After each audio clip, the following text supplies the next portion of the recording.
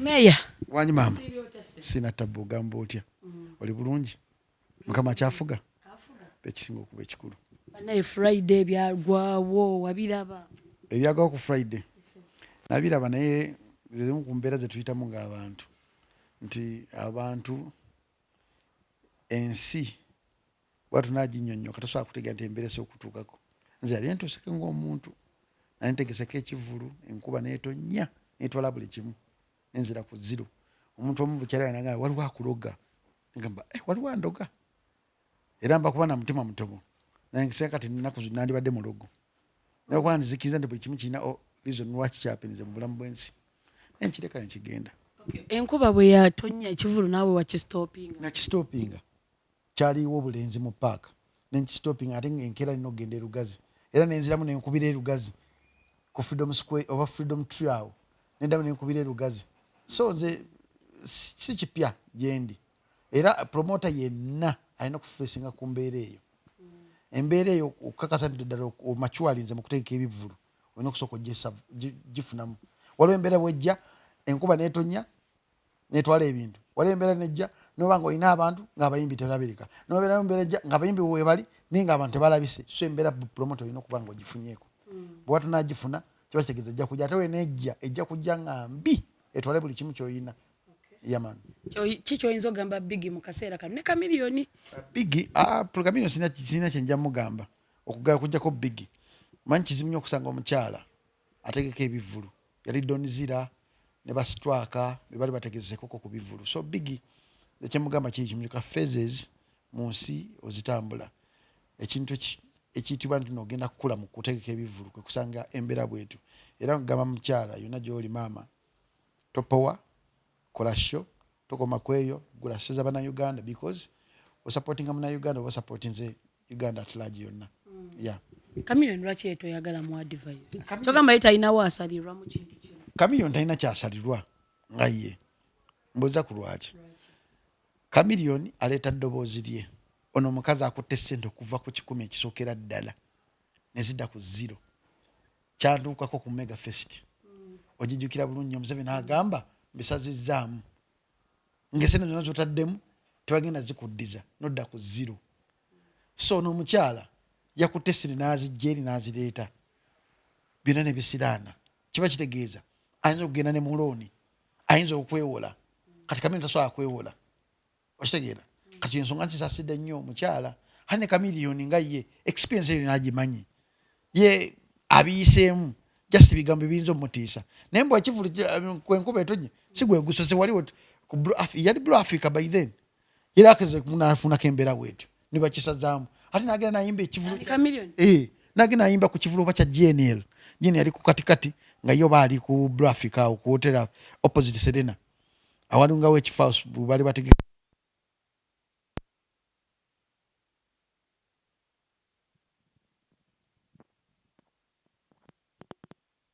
gisuula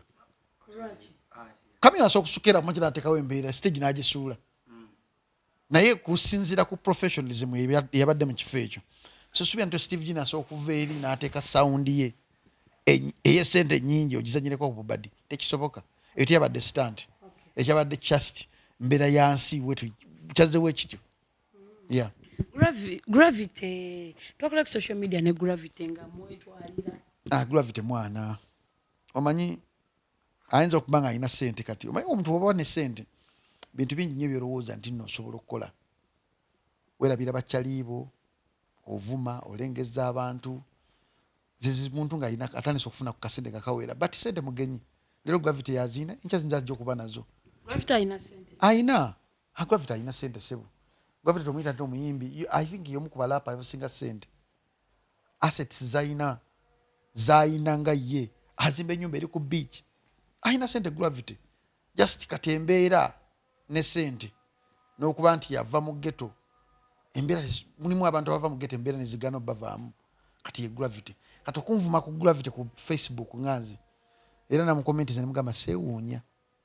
ng'olina erinnya ng'olina ssente kiba kizibu nnyo okweka obuziina abo kati va kufa ababikuliddemu kubanga nze ne gravity I think tufaanagana history wakubanga ye muyimbi ate nze siri muyimbi nenze seewunyiza Gravity okunvuma ekigambo ekyo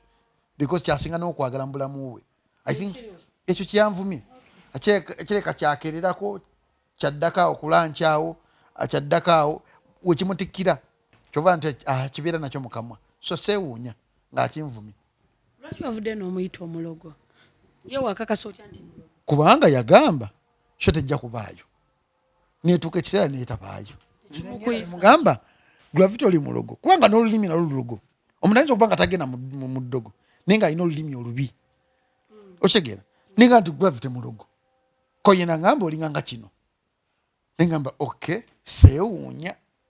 because kyonvumye kyekyakuleeta naye mu nsi ate kyonvumye kyosinga okwagala ng'omusajja kikirabo Katonda kyeyawa abasajja kisinga okwagala so oba okinvumye era seewuunya kyekyandeeta mu nsi nga nze so nze nsobola okutegeera naye ate nzizayo ku kiri mugamba Gravity mubaamu ebigambo bimwe talina keramu kyakwogera nadde nga Katonda akuwadde ekintu ekiyitibwa erinnya yagenze n'agamba nti peegi ye baagihakinga teri muntu asobola kuhakinga peegi ya Gravity teri muntu asobola gihakinga Gravity mumanyi kati wabaga Gravity si yakikoze nga si yapostinze ekyo akwate Bayibuli jakkiririzaamu agambe nze Jacob oba nze Gravity sinakuvumako muntu yenna nga nkozesa peegi yange ng'akutte ekitabo ekitukuvu ekya Bayibuli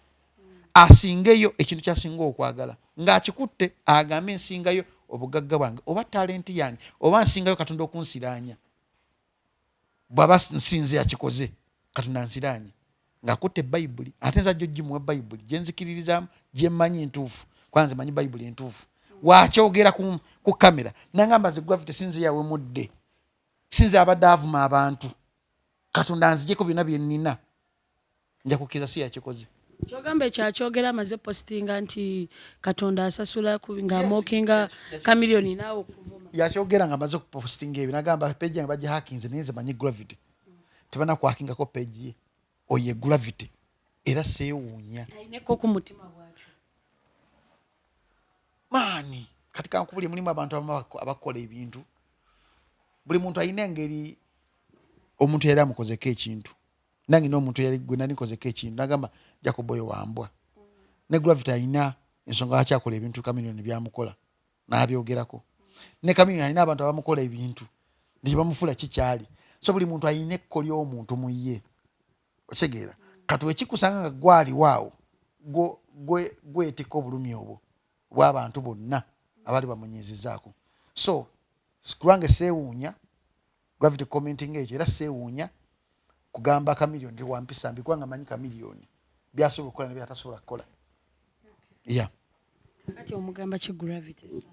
byavuddeyo n'ayogera Mukama akola kyabadde kisaanira ng'alagira ddala munne omutima ogwo oyinza mugamba ki? Nze mmanyi ekibi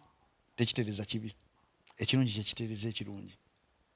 nze siyinza okugamba Gravity nti Uganda eno yensi erina moto ekyasinza okubeera ey'obulabe mu bulamu bw'ensi for God and my country olwa Katonda n'ensi yange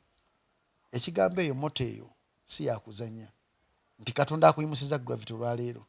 is the same God agenda kuyimusa omwana omulala emyaka 2 oba emyaka 3 ejijja maaso Katonda eyakakkanya Red Banton is the same God asobola okukakkanya Gravity ate n'ekirala Red Banton yali wattabu gwe temwamulabako ffe twamulabako Red Banton saganya omwogerako kubanga mwani alina embeera gyapasinga naye big up on yourself Red Banton because awatali Red Banton Gravity teyandibaddewo awatali Red Banton ne kamiliyoni teyandibaddewo awatali Red Banton bayimbi banyinya batandibaddewo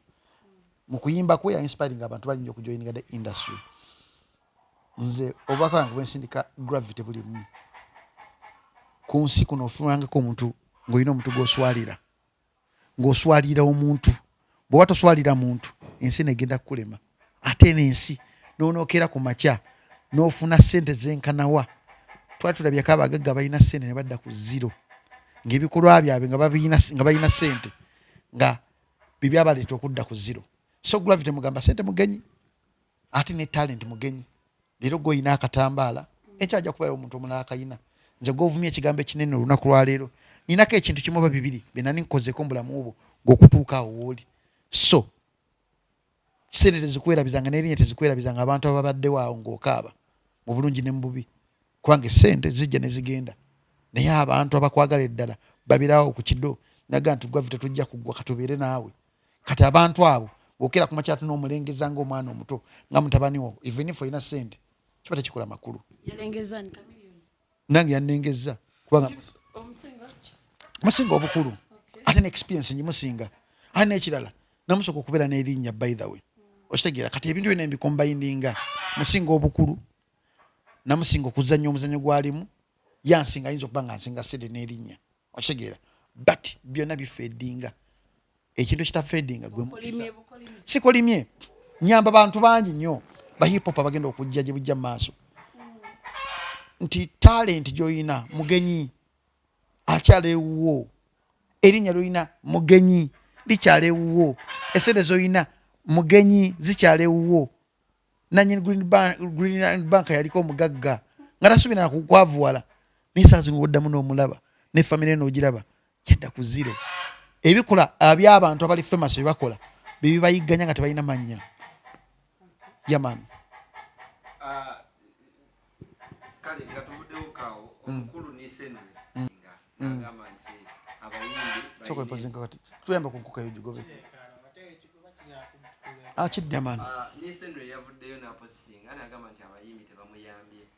bayambye agoinga through a lot talina nakyakulya ne vidiyo yamulemeredde okukola okujjayo ensonga eno gyogerakoki nemmotoka ye yamulemeredde omanyi nisenure nga ye alina okutegeera nti abayimbi si bantu ekigambo okuyimba era wendaba nti omuyimbi nti ayimba nze bamanyi asinza mu muntu ogwo gwe bayita sitaani kubanga sitaani yali muyimbi ye muyimbi akyasinza okubeera famous mu nsi yonna yali muyimbi mulungi nnyo sitaani ng'ayimba ne katonda n'awulira nga kati sitaani yafuna ettutumu n'abeera n'amalala mangi nalowooza nti nasinga ne katonda so abayimbi balina element eyo nti wabeera katuuti awo n'ayimba n'afuna oluyimba ne balikuba ku tv wonna abamanyi nti nakimazi yasinga okutegeera yasinga owakabi yasinga sente yasinga emotoka ninaatali bintu one time one day bijja kufedinga off kati niseno alina okutegeera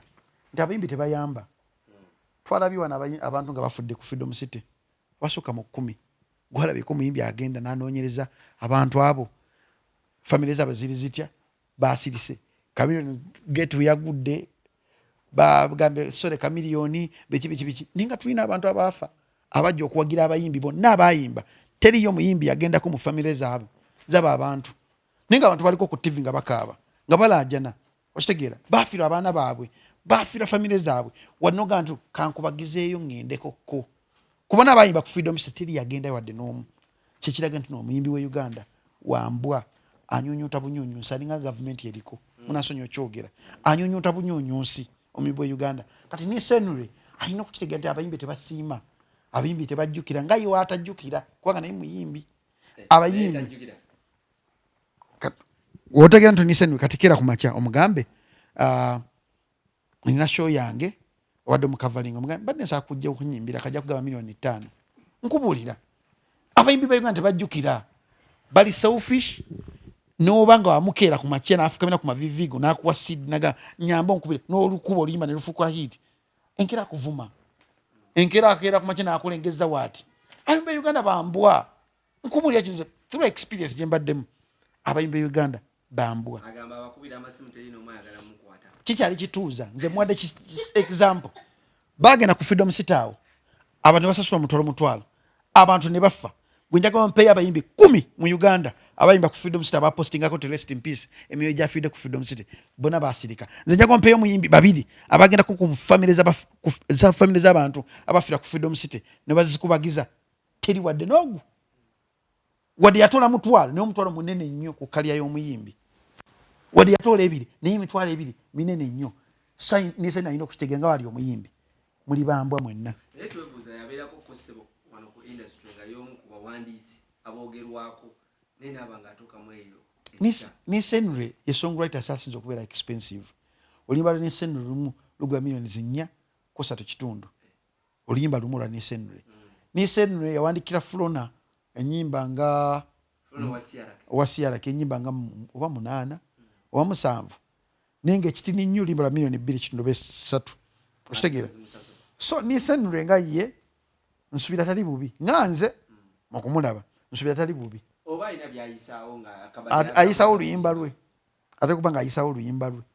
kubanga nisenure tosobola kuŋŋa nti ovuga benzi kanjikuddirimu tosobola kuŋŋa nti ovuga benzi nobula ekyokulya benzi ogimanyi benzi saavisi yayo yokka yokka omusaaga abayimbi banaakoma ddi okusiriwaza abannayuganda bwe bati uganda wetu bweri yakusiriwaza busiriwaza uganda wetu bweri yakuzanyira ku bantu ku mutwe uganda wetu eri ojja kujja n'okaabe bantu bagenda tubana banzita bakuwa ekisanja ekirala ninga gofunamu ninga abakulonda tebafunamu uganda abantu abamazima tebabaagala kati nze byenjoga tebabajja byagala because nkugamba alaali uganda yeetaga abantu bazanyira ku mutwe balimbalimba nogaa nti ono omuntu atufaako kumbe tafaako yayisawo bibye yakulyetinga famire ye kuba bulungi yakulyetinga luyimba lukole gonoga bambi ninga yayita atuuke wali wayitawo n'atuuka eri agaha kati nzizako kaki uganda baagala just bintu biri abo tebitegerekeka omuntu nga nisenura okuvaayo n'ayogera byayogedde n'apostinga bwati ku social media ate nga abamu abamutegeera balina facts muzirina kina kye kimwongerako nga ye afuna sympathy mu bulamu bw'ensi olina okubeera ne sympathy olizinga sympathy mu art industry watu kyalina makulu olina kubeera nga otambulira ku ka sympathy bambi nisenure gomanyi kati bubebe bumukwatiddwako ennaku bubebe bumuweza mobile money sazino bumanyi gobumanyi gomanyi engeri gye yeetunzeemu as long as ye afadde anoonya sympathy zagifunye agenda kuta oluyimba lwe bayita money is not water esente si mazzi esente si mazzi zimukaabya zatayina naye avuga benzi yeetaga service owebbeeyi kati oba nga avuga benzi nga n'ennyumba gy'asulamu nisenure eri wathi $1.5 omwezi nemba ngabagambye nisenure big up on yourself nisenure ndowooza takisusiza kuba twamulayi mabegako ng'apostinze mu ŋŋenda kwetta n'afulumya oluyimba ku luno apostinze ebyo simanyi atunda motoka nisenure abadde ebbanga ddene mu industry ye Uganda buli kazanya akamanyi ate teri kintu kyakola nga talina kyazzaako nisenure golaba y'omu ku bantu abakyasinza okubeera abagezi mu bawandiisi b'ennyimba ayagala okuwandika oluyimba ng'alumanyi nipandikira gundi ono oluyimba lujja kola weruti kati nisenure olaba yewandikidde money is not water kati saazo twogera ku money is not water video yaga nti yamulemye okusasula okugijjayo mugenda gikuba ab'oku tv naffe ku radio yakuba audio ye yafunemu oba mumulowooza nti kimuzzaamu amabega ye agenda kufunamu ye yabaziza akantu because ye manager w'obulamu bwe ye promotinga ye manager we ye DJ we ye songwriter we ye buli kimu kye okitegeera kati ye nisenure nze kyemusaba nti ba greatest artist bonna abasinga obungi tebatambuliddeeko mu bubadi the greatest artist abasinga obungi ate okubeera artist ow'enkizo ofubanga nnyo okola nti openi yekweyimirira than bustantis kyova olaba bayimbi bangi nnyo benkwatibwako ennaku nga misiku waabwe mutono misiku waabwe teyeyogerera naye nga stantis ezimwogerera bamukwata ne muka omusajja bamukwata yagadde gundi bamukwata leero asuze wa gundi bamukwata byebyo music nga tayogera naye ngaerinnya lyogera naye nga ate omuyimbi alina kulya ku music we so nisenure nze musaba afune management esobola omuteekamu ssente ate akendeeza amalala n'amalala mangi baide sina malala alina principles nyingi kubanga principles fe tuziyitamu malala principles za nisenure tosobola zisobola principles za buli muyimbi alina principles naye principles za nisenure Juliana Lema Namakula simanyi mulimu abantu balina principles ezitategerekeka omuntu gwezitamu amalala kati azikendeeze principles ze nga maliriza nisenure abasembi si principles wabula empisa embi nga gwojja kuba omutuuze yali akozeeko naye n'omukubako ku nnyimba ne mukolagana kituufu olanze bangambye Crystal Panda alina empisa embi naye nze Crystal Panda ojja kuba omutuuze abasinga bagamba mujeeko ebya principles nti nisenure natural alina empisa embi nga gwe wakozeeko naye amumanyi ensonga eyo eri eti ekituufu azirina tazirina. Omanyi buli muntu alina principles ze. Nange waliwo omuntu aga nti nina empisa embi naye nga nina principles zange nganze. Principles z'omuntu kyekiva omuyita nti wamalala. Nze nakyali wamba mita Crystal Panda. Crystal Panda bagamba nti wamalala naye nze simulanko na malala nganze maybe kubalala. Omanyi mu nsi eno mulimu abantu be batya okukolerako amalala ne mbamu abantu batafaayo okukolera ku malala. Kati oyinza okusanga nga nisenwe watuuka ewange andaga kifaananyi kirala ate waba abantu abalala kubanga nze manyi nisenwe from day one kati asobola kundeetako malala ge na principles ze. Kyova nze ku Facebook wenkulaga chat yange nenso tuba tuyomba tuba twevuma buli kaseera mugago ssebo kendeza amalala go oyinza okuza nkulimba kankugire eno mu voice note namusineka mugago nisenwe kikuletero olugeze oyina amalala mangi kendeza amalala go zitokuba amalala go era amalala ga nisenwe gamuletedde okubeera waatyo nisiga nti simuyimbi nze nsubira ntino abantu tebasobola mutegeera butegeezi nisenwe ayina amalala ge nga ye twakayana ki tulina ekintu kyetwali tukayanira wano yajja nga akomplaininga ne mugamba omuyimbi gopromote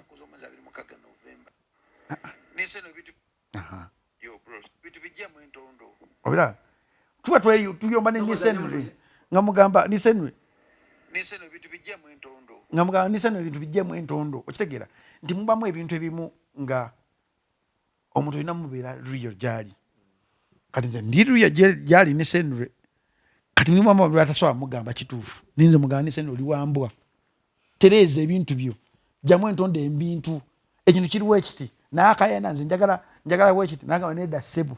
kirina okuba wekiti wakitwala ngaakitwala wagaana ngaakireka azironga zine mugambe ekyenjagala omugamba kati amalala ge gajja nga tasobola kuwuliriza amalala ge gajja nga tomutegeera amalala ge gajja nga tomanyi principles ze. Nze manyi principles za nisenule yeematira yeemanyi yeerabawo amanyi wakabi amanyi mugezi byonna nina mbimanyi ku nisenule kati nze wajja nembeera mbanga fala naye mugamba gwe kyaligo olina amalala oli wambwa ye waddembo kitwala waddembo kireka naye nga nze mba mugambye nga tumaliriza bajjo oyinza mugamba ki bajjo nga afuuse bajjo sente ze zimbonyabonya sente ayina nyingi sente ayina nyingi by the way nkubulira ebyaddala bw'ogenda ofuna liizi y'ekifo ekiri mu Makindye kati liizi y'e Makindye ogifunamu ekifo kyayo ayina ettaka lyafu liizi nga Makindye sente nyingi kati sente zimusumbuwa kati sente ozimusumbuwa nga ye ebiddako tabikalculatinga alinga nga gravity baida abantu bana businga obungi kasita abane sente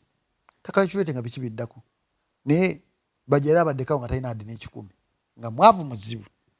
nga n'omuteekaawo teri mukazi asobola kukera mu kyamukkiriza kumwagala naye kati sente afuna n'abakazi batasobola abatajala mu siteeke ye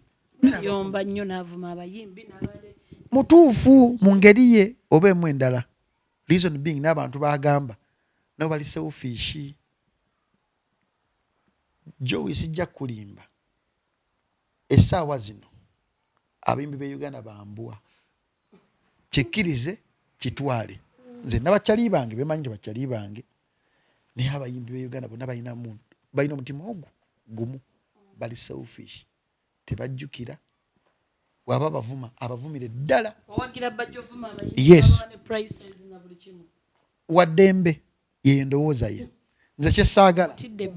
sisobola kutya bajjo ate bajjo nga mutyako ki oyo bajjo ng'avuma nze nga ndi wa tabbu naye akimanyi waki wannema okuvuma simusanga mu kapiira ne mukuba endobo n'agenda mu ddwaliro nsamba naye buli lwakubiri omupiira bajjo kyeyayogedde yakyogeza busiru bati ge mazima osegeera yakyogeze nga takisabise ninga ge mazima bapromota bangi bazze ku zero because of bayimbi omuyimbi ajja nagamba aga milioni 25 15 10 ninga ofunye abantu 12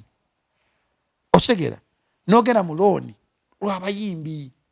kyekiringa nti abayimbi bambwa abayimbi bali selfish waba bavuma abavume wadde mba bavuma olutalo lwaguseewo bajjo ne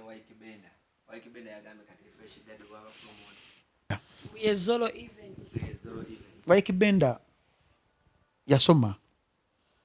ate we musanga nga akola ebintu by'omuntu ataasomako mba neewuunya. Waikibenda yemu ku bantu bemmanyi abali talented ate bayiri intellectual mu ndowooza ne mukola ebintu by'enjawulo. Kati we musanga ayisiganya ebigambo n'ebbajjo mba neebuuza Waikibenda we yagenda abwera okusoma waki yayinona obudde bwe. Okitegeera nti Waikibenda nga ye